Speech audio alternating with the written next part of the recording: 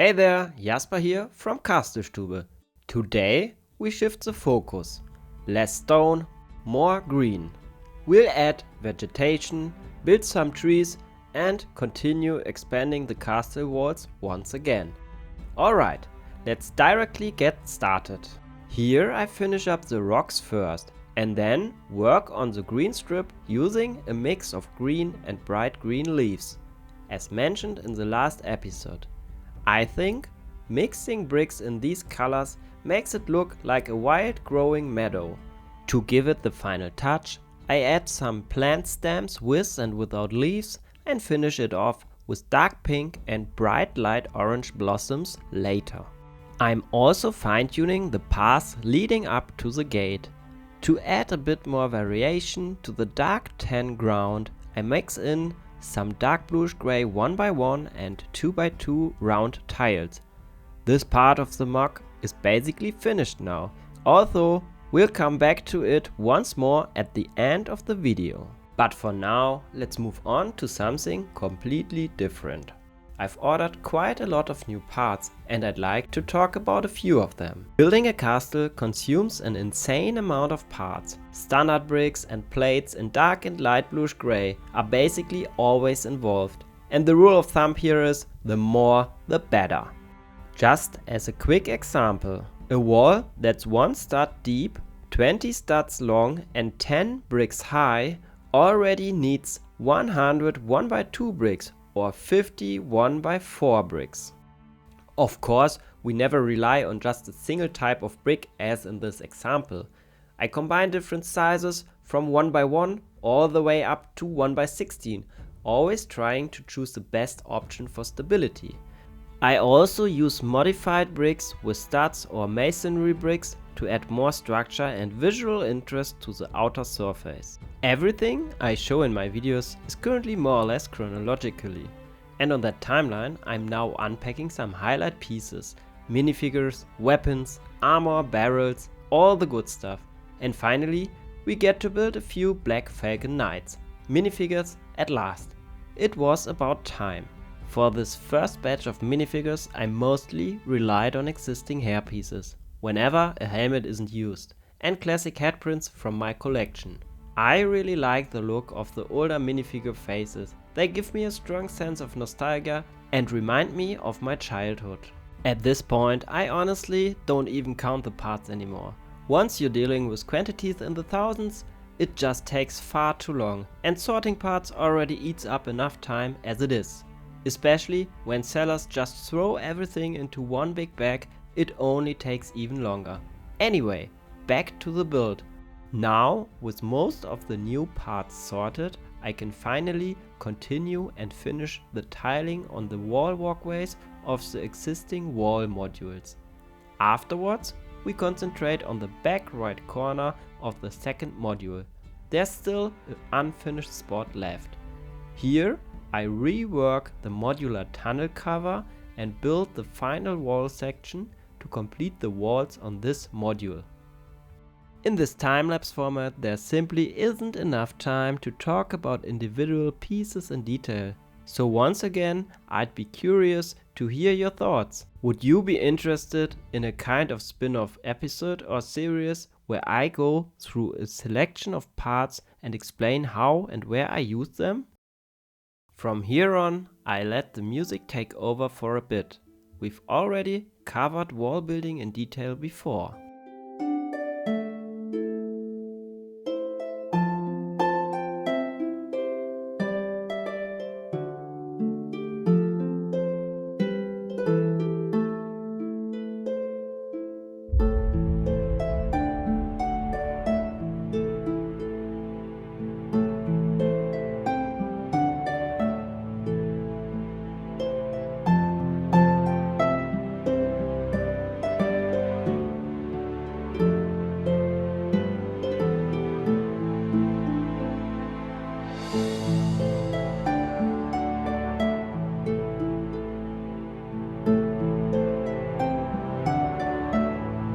Since the rocky terrain is rising here, I added a few shallow step sections about 4 studs deep.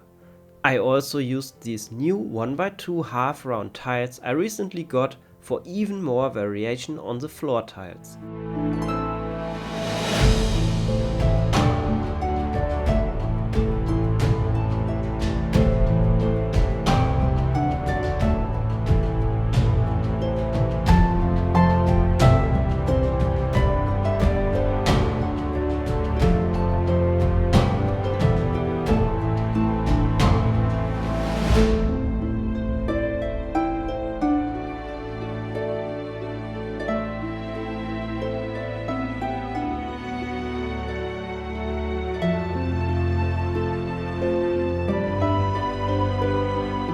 Another thing I wanted to do anyway was adding these dark bluish grey vertically barred windows. Since this side faces the castle courtyard, there's no real threat here, so it makes sense to give this corridor some natural lighting.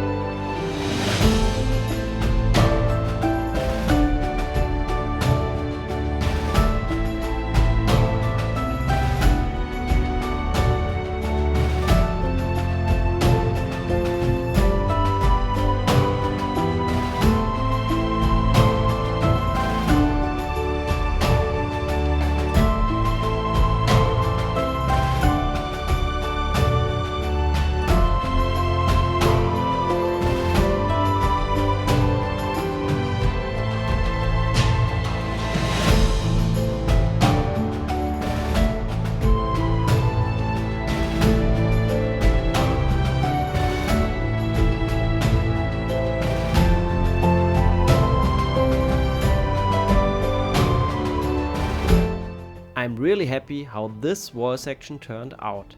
Integrating the 19-degree angle of the adjacent wall into the differently angled surfaces worked out surprisingly well, and you can barely tell anymore that there's tunnels hidden underneath. Now we're entering another big experimental phase, building the first tree. And oh boy, trees in LEGO are a real challenge. I've looked at a lot of references and I'm pretty sure I'll experimenting with different trees for quite a long time. There are so many different parts that can work surprisingly well for trees. I definitely wouldn't call myself a tree building expert, not yet, but would you be interested in a dedicated video about trees, maybe focusing on useful parts and different approaches? As you'd expect from a tree, the trunk starts out brown. We're not building a birch tree here. In LEGO, I think reddish brown and dark brown work best for wooden structures. Black can work as well, like in the big 10305 Lion Knight's castle. Although I personally haven't fully warmed up with that look yet. When it comes to foliage, you can really go wild with colors. Seasons, blossoms and different tree types make almost any color feel legitimate. Using individual leaf elements didn't provide enough volume and the color contrast of the overgrown ground was too subtle. So instead I built smaller branch and foliage clusters using the 6 stem plant pieces in dark brown combined with 3 leaf plant plates and flower edge plates in dark green. Since I messed up filming these clusters in the time-lapse, I thought I'd make it up to you with a little ASMR build of one of these clusters.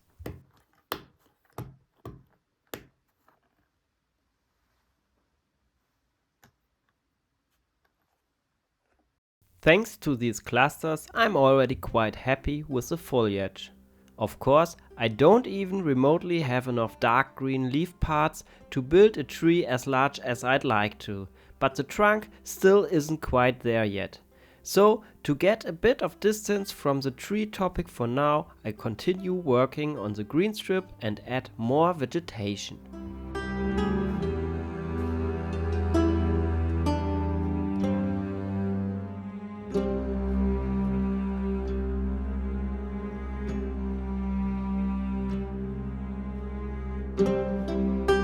Well, I couldn't resist coming back to the tree. I tried replacing the clusters with these larger leaf elements just to see how that would turn out, and then started over completely and built a new tree with a much smaller trunk. Sometimes it's just easier to start fresh. My new idea was to not even try using the round elements for now and leave them for later. Instead, I used more conventional bricks to build the trunk. Since the tree sits right in front of the castle wall, I built it slightly angled, as if it's growing away from the wall because of all the shadow it casts. And really, what kind of tree would enjoy that?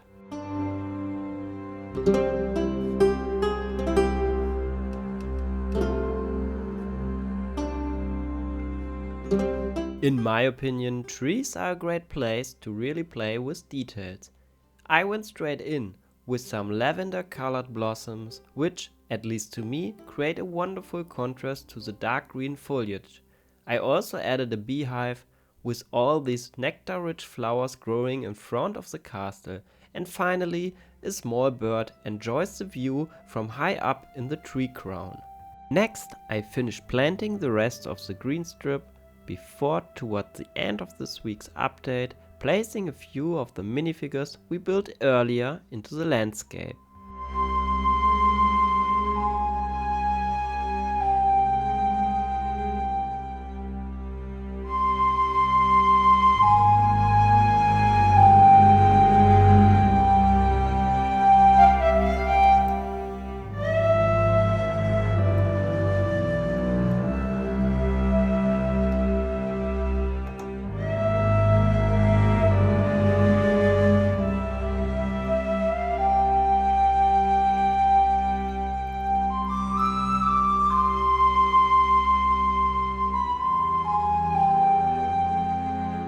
After a long patrol through the surrounding villages, these knights finally return to the castle, where a young squire is already waiting for them.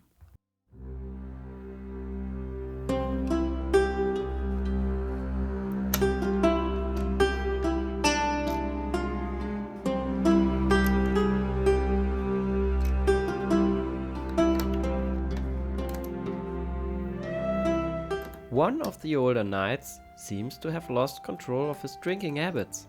After wandering too many, he passed out under the tree, apparently without his trousers. Hopefully, the captain never hears about this. And that's it for today. As planned, I have a before and after photo comparison for you. Thank you so much for watching. If you enjoy my content, feel free to leave some feedback with a comment, a like, or even a subscription. And I'll see you in the next update.